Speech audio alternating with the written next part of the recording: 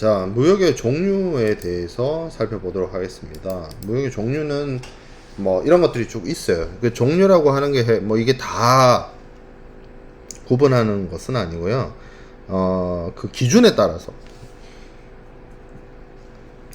따라서 이것을 나누는 어떤 기준이 된다, 이렇게 얘기를 할 수 있을 것 같아요. 그래서 물품의 유형에 따라서, 물품의 형태에 따라서 나눈 거를 좀 보면 유형 무역이 있고 무형 무역이 있습니다. 이거는 말 그대로 눈에 보이는 것, 눈에 보이는 어떤 형태를 가지는 것을 이제 거래하는 그런 경우를 이제 유형 무역이라고 하고요. 제가 뭐 지난 시간에 얘기를 했던 것처럼 용역이나 서비스 이런 것들의 경우에는 이제 무형 무역에 해당이 됩니다. 눈에 보이지 않는 것들이죠. 자, 그리고 직접 무역이 있고 간접 무역이 있습니다. 직접 무역은 양국 간에 다이렉트로 거래를 하는 것을 이제 직접 무역이라고 하고, 간접 무역은 누군가를 이렇게 거쳐가는 거예요. 그래서 제3국을 경유를 하거나 이런 경우를 이제 간접 무역에 해당이 된다라고 볼 수가 있고요.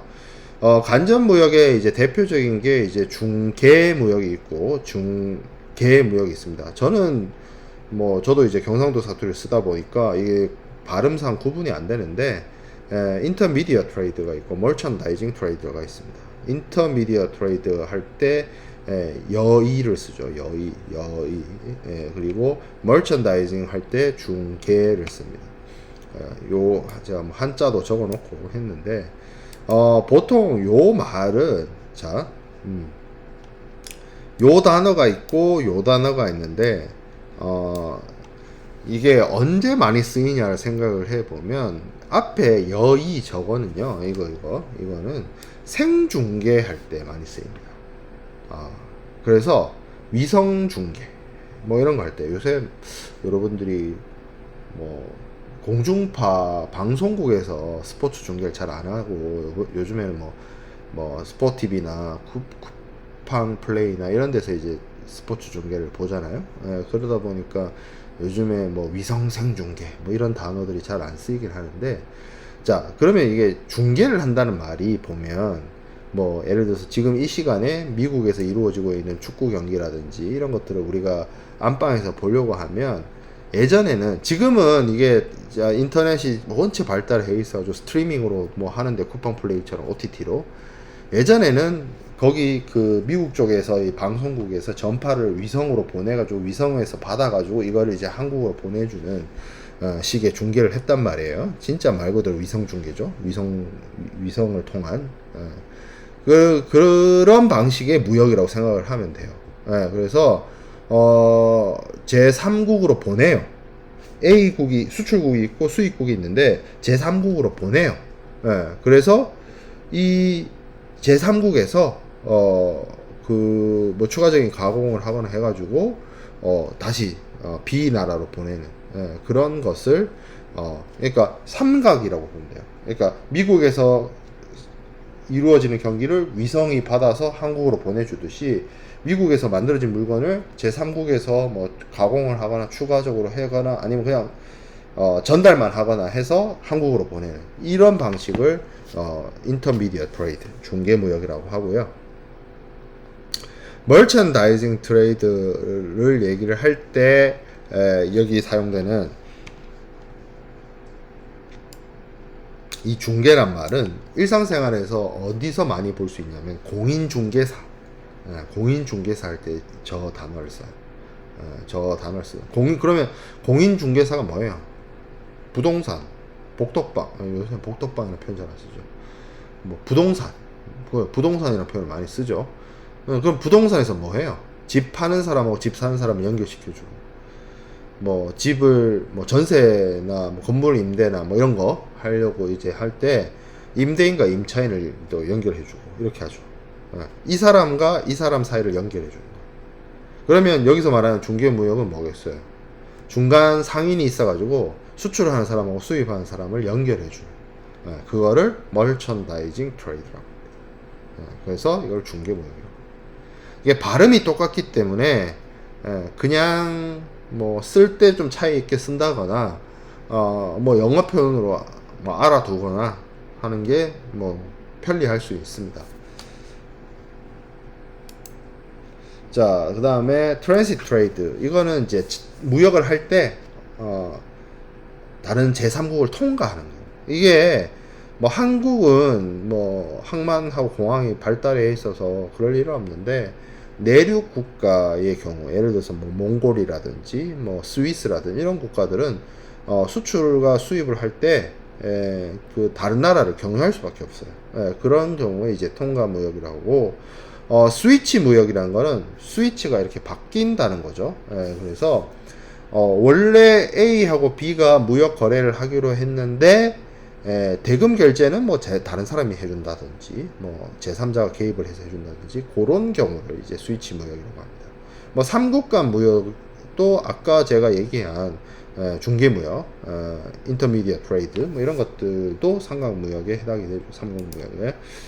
자, 그 다음에 수출입의 연계에 따른 분류가 되어 있는데, 이걸 이제 카운터 트레이드 뭐 이렇게 얘기를 하는데 잘 일어나지는 않아요. 가장 대표적인 게 이제 바터 한다 그러고, 이제 물물 교환이죠. 돈과 물건을 사고 파는 그런 개념이 아니라 물건과 물건을 주고받는, 어떻게 보면 가장 원초적이고 가장 기초적인 무역이라고 할 수가 있어요. 예전에 선사시대나 뭐 오랜 그 문명의 초창기 때는 물물 교환이 뭐 줄을 이뤘겠죠. 그래서 이게 이제 연계무역의 가장 초보적인 형태고, 오늘날에도 간혹 있습니다. 뭐 있어요. 뭐 전투기를 사는데 뭐 닭으로 뭐 갚는다든지 뭐 있어요. 그런 아주 드문 사례가 있긴 있습니다. 오늘날에도. 자, 그다음에 구상무역이라는 게 있습니다. 이게 물물 교환하고 비슷한데 이게 그 금전적 거래가 이루어지긴 해요. 근데 이제 이거를 어떻게 하냐면, 내가 저 사람한테 물건을 팔았으면 저 사람도 나한테 물건을 사줘야 되는 그런 부분이에요. 근데 저 사람이 나한테 물건을 사주는데, 이 물건을 사주는 그거를 다른 사람한테 뭐 권리를 넘길 수 있거나 의무를 넘길 수 있거나 하는 그런 형태가 이제 구상무역입니다. 보통 하나의 계약서로 거래를 하는데, 이 상거래 행위, 그러니까 물건을 보내고 받는 행위를 두 번 일어나게 돼요.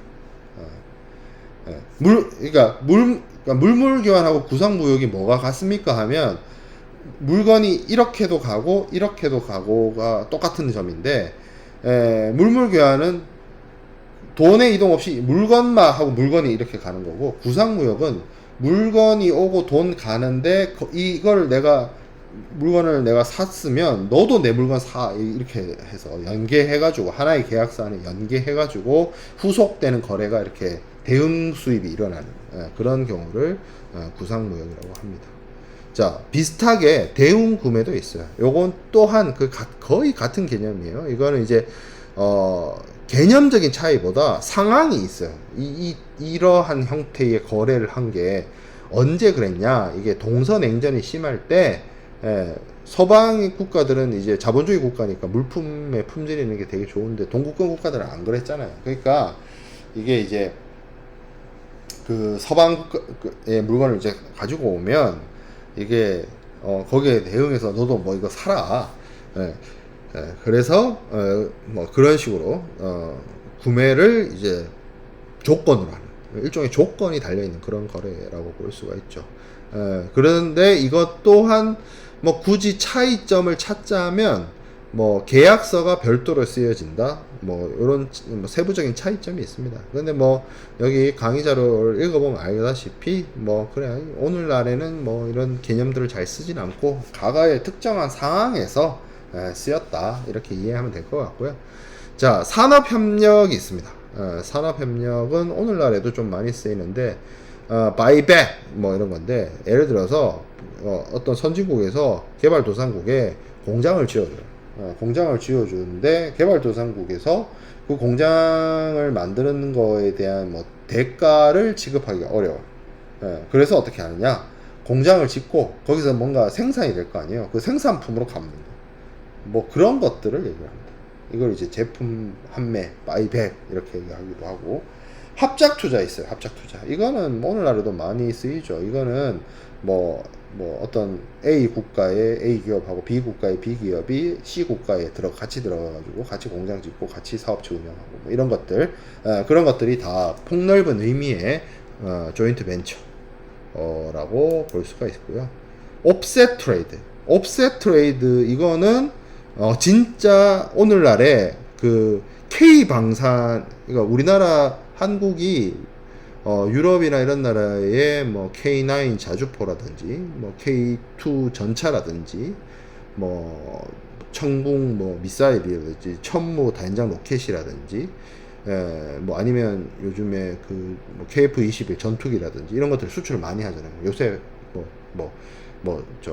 잠수함 이런 것도 수출 많이 하고, 이 무기들을 어느 순간 대한민국의 주력 수출 상품이 뭐 휴대폰과 뭐 반도체는 지금도 여전히 주력 수출 상품이긴 합니다만, 무기가 웨폰이 지금 대한민국의 가장 핫한 주력 수출 산업으로 떠오르고 있죠. 근데 이게 그 반도체나 휴대폰하고 비교할 수 없을 정도로 이 무기들, 예를 들어서 뭐 미사일이라든지 미술이라든지 뭐 탱크라든지 뭐 이런 것들 굉장히 대당 가격이 비쌉니다. 그리고 대당 가격이 비싸다 보니까 전체 계약 규모가 뭐 몇천억, 뭐 1조 원을 넘어가는 거래도 많이 있어요. 근데 사실 민간 기업에서 거래를 하는데 뭐 계약서 하나에 뭐 1조 원을 한다든지 뭐 그런 경우는 정말 드물거든요. 그게 1조짜리 거래를 조 단위의 거래를 한다는 것 자체가 일반적인 B2B 거래가 아니라 국가가 개입해서 국가가 어떤 국가의 신용과 국가의 필요성에 의해서 구매를 하는 경우에 이제 거래를 한다라고 볼 수가 있는데, 이게 계약 규모가 너무 크잖아. 그러니까 이제 물건을 사는 쪽에서 내가 이만큼 돈 쓰는데 너도 뭐 좀 부담해라, 뭐 이런 것들을 조건으로 내걸어요. 그래서 보통 어떻게 하느냐, 뭐 기술 이전을 해준다거나 이 무기를 만드는 데 들어가는 기술을 넘겨준다거나, 아니면 지금 한국이 폴란드에 전차를 수출하면서 그렇게 하는데, 예를 들어서 폴란드 이제 K2 전차를 예를 들어서 폴란드에서 뭐 한 500대가 필요하다라고 하면 처음에 한 200대는 한국에서 만들어서 보내줘요. 그러다가 한 뒤에 300대는 폴란드 현지에 공장을 만들어서 폴란드 노동자들한테 일자리를 주고, 그렇다고 해서 폴란드 공장에서 K2 전차를 만든다고 해서 모든 부품이나 제품을 폴란드에서 다 만들 수가 없거든. 그러면 이제 주요 부품들 있죠. 뭐 사격 통제 장치라든지 레이더라든지 뭐 엔진 파워 트레인이라든지 이런 것들은 한국에서 만들어서 가지고 가서 이제 폴란드 현지에서 현지 공장에서 조립을 해가지고 한다든지.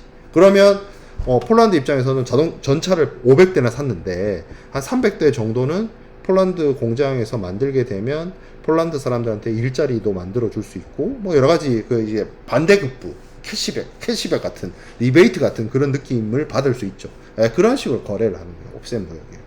뭐 각서 무역 이런 것도 지금 옛날의 유산인데, 이게 이제 수교를 정식으로 맺지 않은 국가들 사이에서 무역이 이루어질 때 뭐 했던 그러한 형태의 거래들입니다.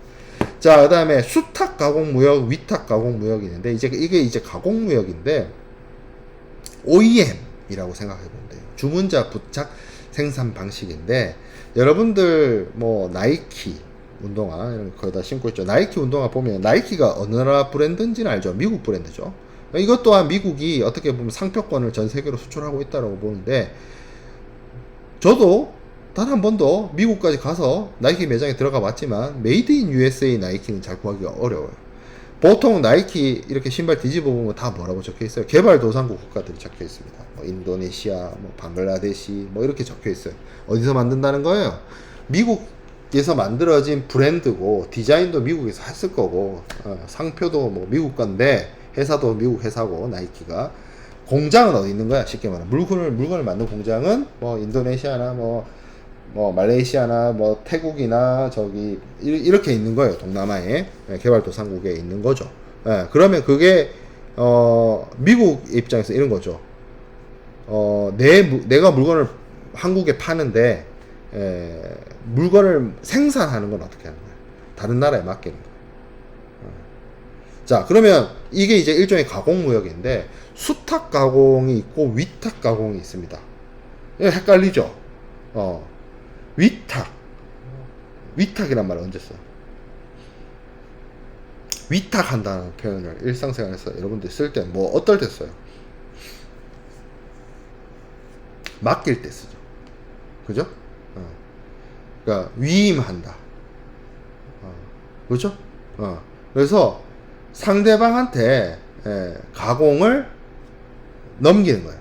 가공을 시키는 거예요. 그래서 그 만들어진 물건을 수출하는 거예요. 그걸 위탁 가공 무역이고요. 수탁 가공은 그럼 반대겠죠.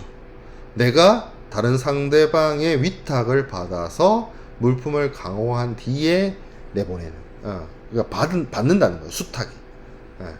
그렇게 하면 됩니다. 이게 사실 여러분들이 한자 세대가 아니고 초중고등학교에서 한자를 의무적으로 공부를 안 했기 때문에 한자를 공부한 친구들은 위탁, 수탁 이게 쉬울 거예요. 위임, 수임 이거를. 근데 이제 그 한자 공부를 제대로 안 했거나 뭐 기회가 없었으면 이런 표현들이 되게 쉽게 와닿지 않을 수도 있는데 그냥 맡겼다 받았다 이렇게로 기준으로 이해를 하면 좋을 것 같아요.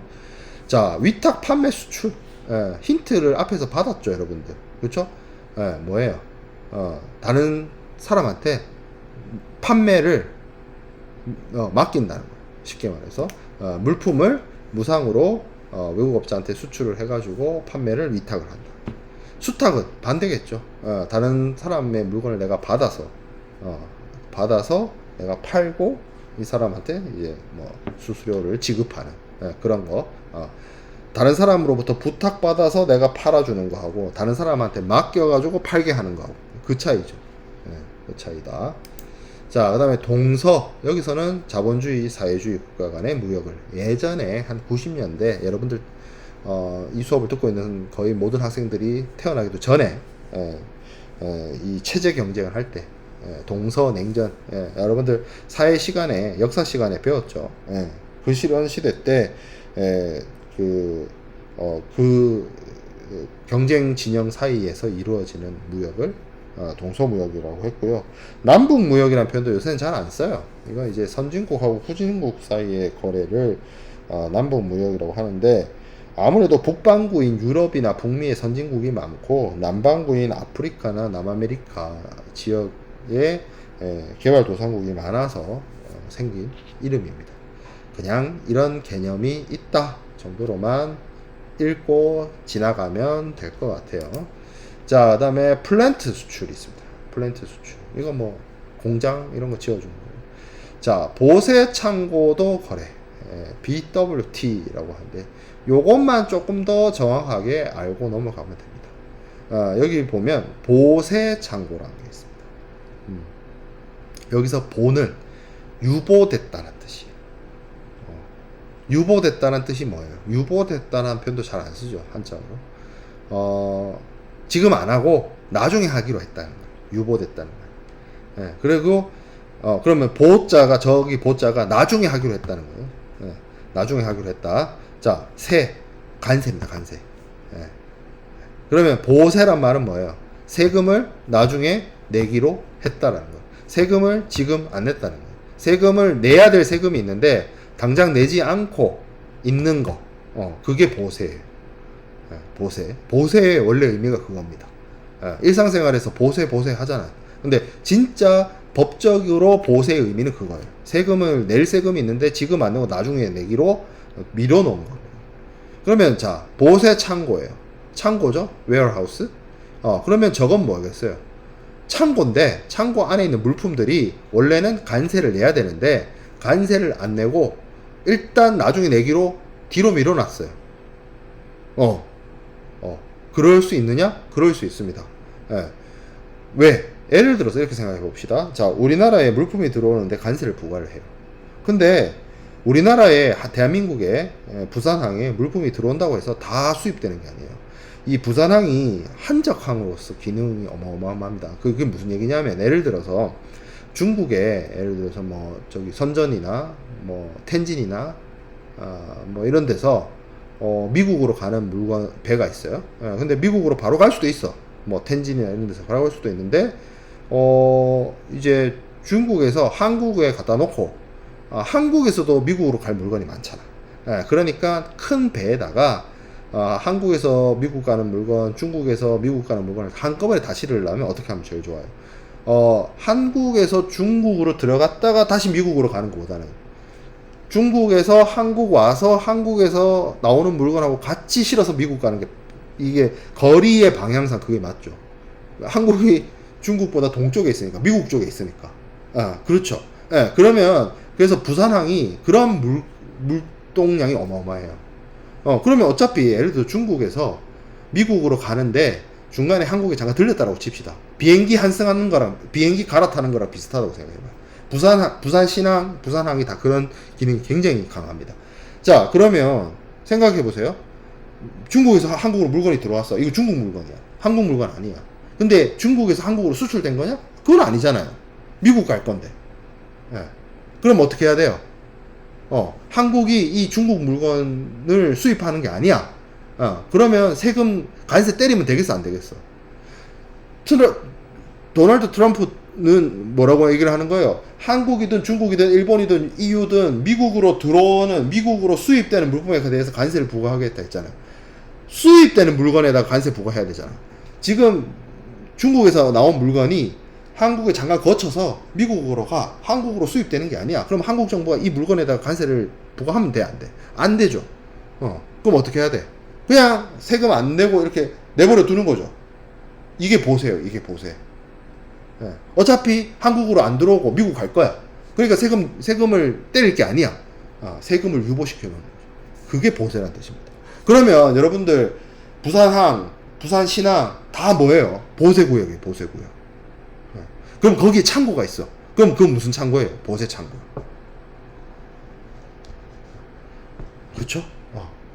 이제 여러분들 국제통상학부 입학해가지고 무역을 공부한다고 했는데 나는 부산에서 태어났고 부산항 오면 가면 많이 봤는데 저건 뭘까? 많이 생각을 해봤지만 저거 다 뭐다? 보세구역이다. 보세구역. 그게 중요한 거예요. 자, 그러면 자 보세 창고도 거래는 뭐냐? 이거예요. 자, 보세 구역이라는 게 있습니다. 세금을 유보합니다. 물론 아까 제가 설명을 할 때 그런 어떤 컨테이너 한적이라든지 그런 것들도 당연히 하지만 뭐가 있냐면 어떤 나라에서 특히 뭐 철강석 같은 거, 석유 같은 거 이런 거를 그냥 보내요. 무역이라는 게 이런 거잖아. 살 사람이 있고 팔 사람이 있어서 내가 보내는 건데 저 나라 누군가 중에 이 물건 필요할 거야. 알아서 사갈 거야. 라고 생각을 해서 수출자가 그냥 보내. 그 나라로 보내. 근데 부두에 도착했어. 부두에 도착해서 어떻게 해야 돼? 그때부터 살 사람을 찾는 거죠. 그런 방식의 거래를 하기도 해요.